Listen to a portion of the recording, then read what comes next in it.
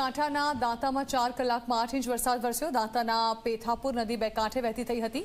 દાંતામાં વરસાદના કારણે પેથાપુરની અર્જુની નદી બે કાંઠે વહી। લાંબા સમયથી આ નદી સૂકી ભટ હતી, ત્યારે હવે નદીમાં નવા નીર આવ્યા છે। નદીમાં નવા નીર આવતા ખેડૂતોમાં ખુશીનો માહોલ જોવા મળ્યો।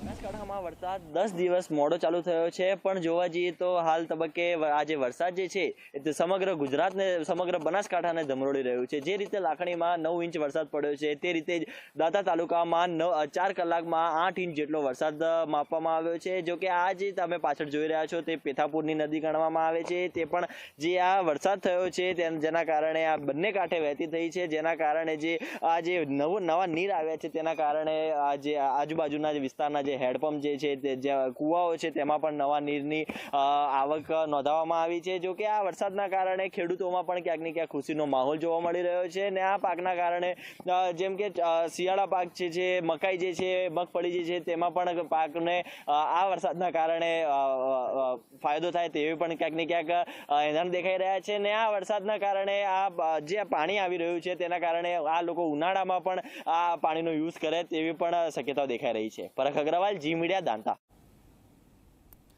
પોરબંદરના પાતા ગામે